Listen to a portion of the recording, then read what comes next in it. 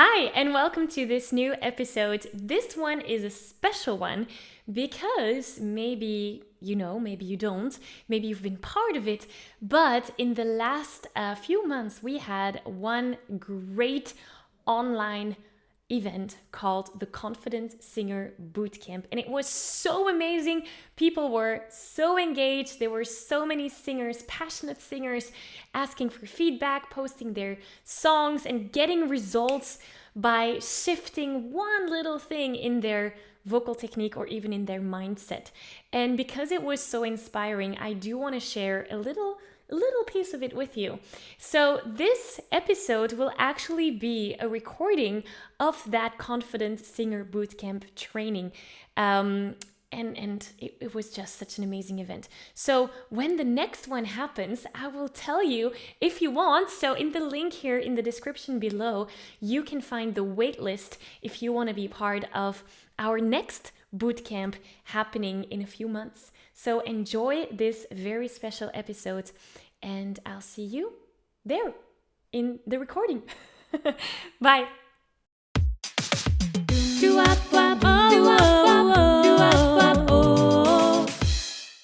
So let's look at the most efficient vocal technique that the most successful singers use to sing well and healthy.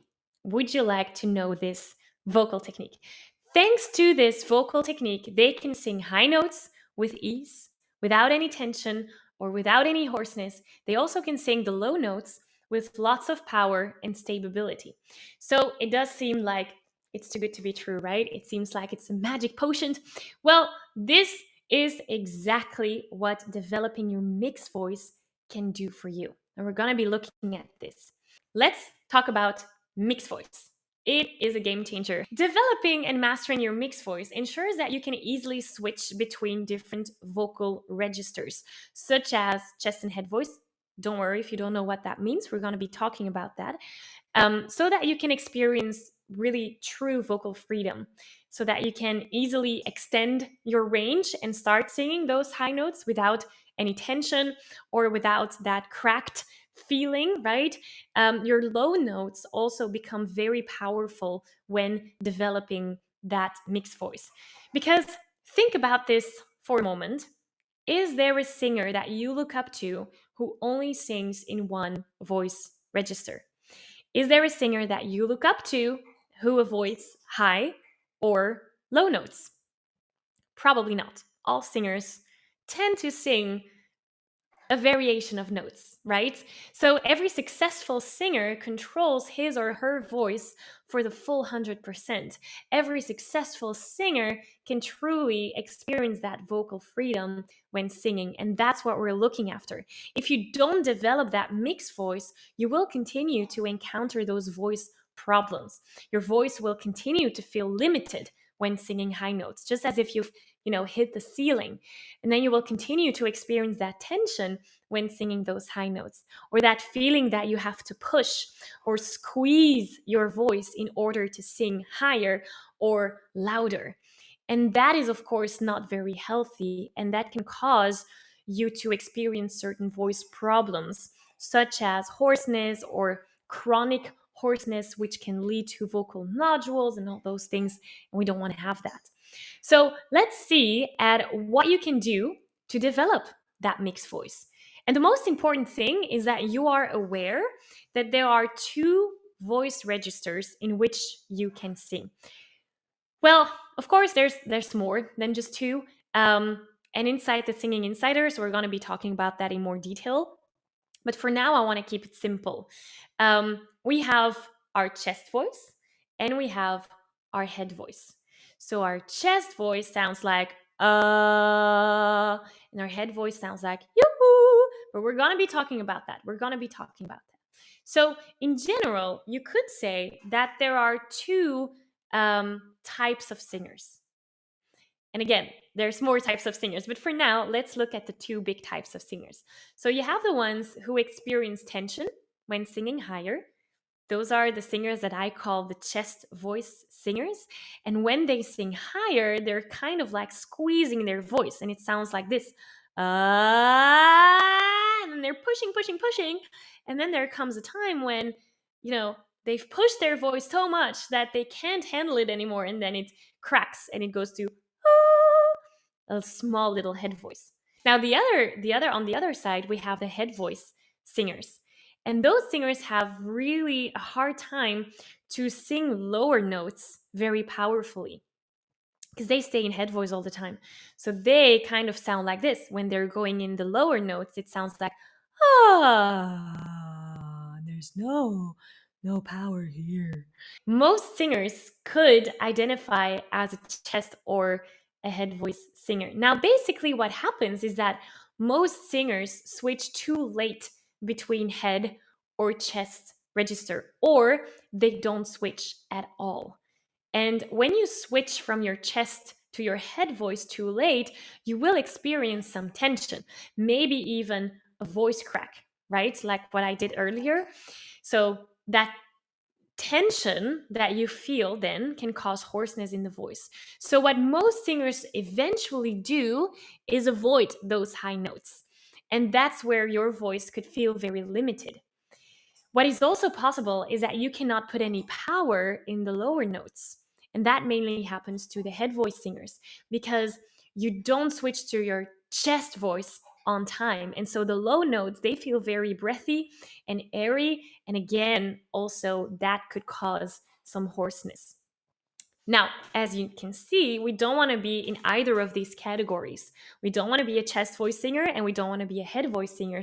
What we want to be is a beautiful mixture of both so that we can use the power of chest voice in the high pitches, which are being sung by our head voice, and we can use the flexibility and the range of our head voice.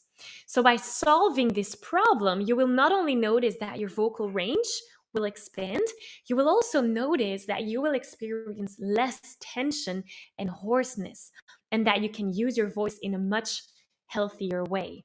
So, this special technique of blending these two worlds together, that is what is called mixed voice.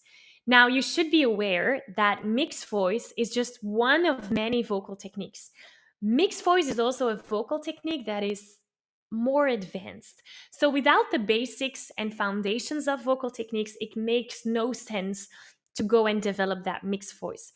So today I'm sharing this one vocal technique with you, but you should know that you need to work on the foundations first. You could compare it to building a building. Without the foundations, the building will just collapse, right? So the same thing happens here.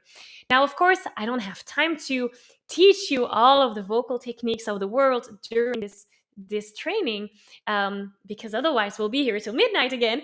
But so I'm just giving you the most important elements so that you can get started. So let's look at what mixed voice actually is. Right. So give me a very nice, warm, where you feel the vibration of that sound. Where do you feel it? Some singers feel it in the chest.